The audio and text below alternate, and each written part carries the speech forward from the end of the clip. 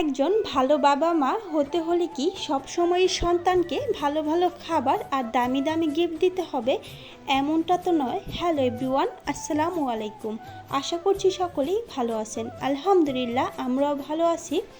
আল্লাহ তাআলা সবার সামর্থ্যটা তো আর একরকম দেয়নি। এক একজনের সামর্থ্য এক এক রকম। এই পৃথিবীতে ধনী গরিবের অভাব নেই। যারা ধনী তাদের তো কোনো তুলনাই নেই। আলহামদুলিল্লাহ, আল্লাহ তাআলা আমাদেরকে যতটুকু দিয়েছে ততটুকুই লাখ লাখ শুকরিয়া। সামর্থ্য অনুযায়ী সকল বাবা মাই চায় তার সন্তানকে সুন্দর একটা জীবন উপভোগ করাতে। আমরাও তার ব্যতিক্রম নয়। আমাদের সামর্থ্য যতটুকু আছে ততটুকুই আমার বাচ্চাকে আমরা খুশি রাখার চেষ্টা করি।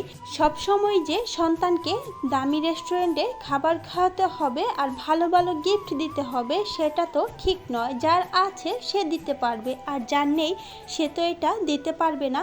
আমরা তো সবাই মানুষ, পার্থক্যটা শুধু টাকার দিক দিয়ে। কেউ ধনী, কেউ মধ্যবিত্ত, আর কেউ গরিব। টাকা হলে মানুষের রূপ পাল্টাতে সময় লাগে না। অনেক বেশি টাকা হলেই যে সুখী হওয়া যায় সেটা কিন্তু সত্য নয়। অল্প টাকাতেও সুখী হওয়া যায় যদি চাহিদাটা কম থাকে।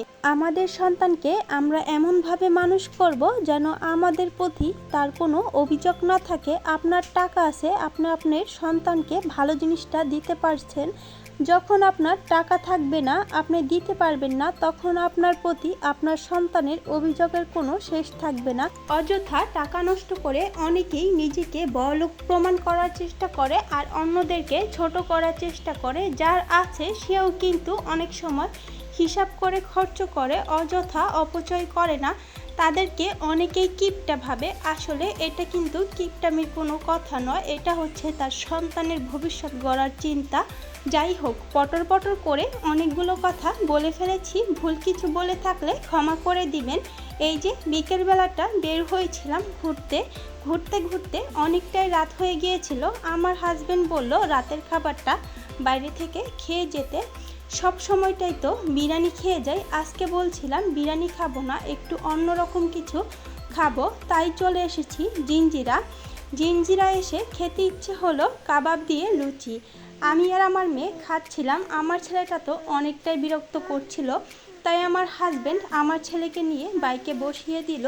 আমি আমার মেয়ে খাবারটা খেয়ে নিয়েছি। আমার হাজবেন্ড আমার ছেলেকে নিয়ে বাইকে ছিল। আমাদের খাওয়া শেষ করে এইবার আমার হাজবেন্ড খাচ্ছে, আমি আমার ছেলেকে রাখছিলাম।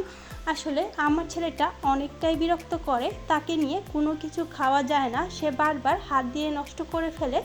এই যে খাওয়া দাওয়া শেষ করে এখন বাসার উদ্দেশ্যে রওনা দিয়ে দিয়েছি। আজকে অনেক রাত পর্যন্ত ঘুরে নিয়েছি।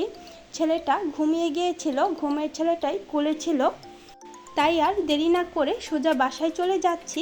আজকের ভিডিওটা ছিল এই পর্যন্তই। আশা করছি ভিডিওটা আপনাদের কাছে ভালো লেগেছে।